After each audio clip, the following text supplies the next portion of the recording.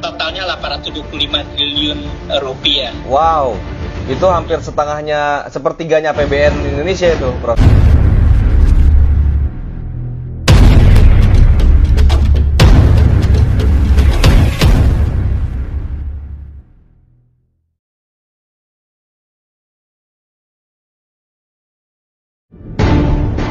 Kalau kondisi di Malaysia sendiri, kebijakan pemerintahnya selain itu apa, Prof? Malaysia, saya rasakan itu Malaysia itu cukup siap ya, artinya kebijakan yang diambil itu memang sudah dipikirkan secara matang. Apa yang saya perhatikan di Malaysia, paling tidak ada 4 kebijakan lockdown yang dilakukan oleh pemerintah. Yang pertama, di Malaysia itu satu komando.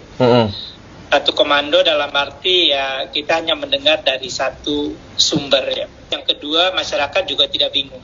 Ya. Jadi kita hanya mendengar dari satu corong pemerintah. Yang kedua, mereka jujur dan transparan ya. Biasanya setiap malam ya, itu kepala Dirjen Kesehatannya, Kementerian Kesehatan Malaysia itu akan membuat laporan. Ya. Dan itu disiarkan ya secara langsung. Lockdownnya Malaysia itu, Prof, seperti apa, Prof? Apa betul-betul nggak bisa keluar semua orang? Lockdown di Malaysia, mereka nggak nyebut lockdown ya, mereka menyebutnya restricted movement. Jadi pergerakan kita yang dibatasi. Yang pasti ya untuk tempat umum itu nggak boleh perkumpulan.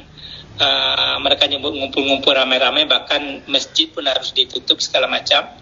Yang kedua, hanya keperluan-keperluan mendesak ya, kebutuhan utama yang dibolehkan, dan itu hanya satu orang kepala keluarga. Hampir tidak adalah kita mendengar orang kekurangan makanan ya, kekurangan makanan. Bahkan mahasiswa yang terpaksa tinggal di asrama dan sudah tidak bisa keluar, itu disediakan makanan. Ya.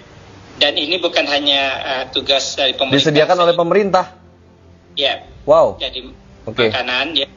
Prof, kan gini, Prof, kalau misalnya kondisi lockdown itu kan biasanya diimbangi dengan orang-orang pekerja sektor informal itu jadi nggak bekerja ya. Otomatis penghasilan mereka nggak ada, itu kan, Prof. Nah itu pemerintah ada semacam kayak tunjangan ke mereka nggak, atau ke seluruh rakyatnya? Kebijakan mereka menyebutnya kebijakan prihatin Malaysia 2020. Atau sebenarnya ini lebih kurang paket insentif ekonomi di waktu COVID ya, 19. Ya. Mereka itu mengalokasikan sekitar 250 miliar ringgit ya. Itu sekitar, kalau dikalkulasi tadi 3.300 kurs Malaysia sekarang, itu lebih kurang 825 triliun. 825 triliun? 5 triliun ya. Masya Allah. Sekitar 500 juta ringgit ya, 500 juta ringgit itu sekitar 16,5 triliun itu untuk kesehatannya, Kemenkesnya. Pembelian APD, pembelian ventilator baru dan segala macam. Jadi tenaga medis nggak ada kekurangan APD di sana? Fasilitas kesehatan di Malaysia ini cukup. Jadi artinya pusat-pusat isolasi itu menyediakan kelengkapan yang cukup. Artinya kalau kita tiba-tiba harus masuk ruang ward isolasi, itu nggak pernah kekurangan gitu. Ada insentif untuk rumah tangga. Insentif untuk rumah tangga yang pendapatannya di bawah 4.000 sebulan. 4.000 itu kan sekitar 12 juta lebih ya. Iya. Sekitar 12. Kalau mereka pendapatan per rumah tangganya di bawah itu, sekarang mungkin udah 14 juta lah, mungkin karena 3,3 juta rupiah. 6 juta rupiah? Ya. Jadi sekitar 1.600 per bulan dikirim pemerintah? Itu mulainya April. Ke semua rakyatnya itu, Prof? Ke semua rakyat Malaysia? Iya, semua rakyat Malaysia. Bagaimana kalau ada warga Indonesia juga di sana juga dikirim? Warga Indonesia saya tidak melihat, kalau saya baca aturannya itu nggak melihat itu menyangkut orang asing gitu ya. Karena beda, yang pendapatannya 4.000 sampai 8.000, itu cuma separuhnya dapat. 800 ringgit, sekitar 3 jutaan ya. Yang kedua ada allowance atau tunjangan untuk pekerja tentara, custom dan segala macam yang terpaksa harus kerja ekstra ya. Ada lagi allowance khas sebulan 600 ringgit, sekitar 2 juta untuk dokter dan para medis. Oh, tambahan ini. Tentara, polisi, tenaga medis gitu ya? Iya. Oh, ada tambahan juga. Sukarelawan juga ada, kan ada yang termasuk sukarelawan juga? Iya, karena di sini disebut kalau sukarelawan, polis, rela ini sukarelawan ya, dapat 200 ringgit ya, 600. Oh, termasuk security itu, Prof? Iya ini. Oh. Kalau bagi misalnya ada moratorium ya, apa yang pembayaran ke bank itu ditangguhkan 6 bulan. Oh ya? Kreditnya? Iya, kredit. Semua kredit? Otomatis, dan itu dijamin oleh pemerintah. Oke.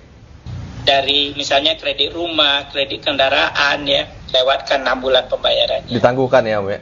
Ditangguhkan 6 bulan. Menarik banget ya, Prof? Iya, ada lagi nih bantuan kepada seorang mahasiswa. Kalau dia belajar di perguruan tinggi, dia dapat 200 ringgit dan 500 ribu, 600 ribu. Oh. Jadi kita tadi keluarganya dapat dan dia mahasiswa juga dapat. Oh, mahasiswa pun, pelajar pun dapat tunjangan juga? Iya, ini yang pelajar pengajian tinggi, artinya mahasiswa perguruan tinggi. Oke, iya. Oke, terus gini Prof. Kondisi ekonomi di sana gimana, Prof? Kalau ekonomi ya terus terang ya kita merasa ada ya pasti turun lah ya, karena kebanyakan industri manufacturing banyak yang berhenti produksi. Adanya paket insentif dari pemerintah seperti ini, mungkin mereka sedikit terbantu. Dan diharapkan oleh pemerintah dana-dana tadi itu memang hanya untuk mensupport kegiatan rutin sehari-hari di rumah. Karena untuk sementara kita nggak perlu mikirin bill, bahkan bill internet juga diskon ya. Bill internet, bill listrik itu diskon semua. Semua jenis listrik, mau yang berapapun wattnya, kilowattnya? Oh iya. Di sini nggak ada beda-bedanya, listrik itu nggak pakai kayak di Indonesia, ada beda-bedanya di sini. Oke, Indonesia juga ada diskon, tapi untuk yang kalangan menengah ke bawahnya aja gitu. Nggak, di sini sama. Oh. Dapat diskon, internet gratis untuk berapa bulan. Oh ya? Internet juga, Prof? Gratis. Oke. Banyak banget lah rincian insentif buat rakyatnya gitu, Prof ya? Jadi totalnya 825 triliun rupiah. Wow, itu hampir sepertiganya APBN Indonesia itu, Prof.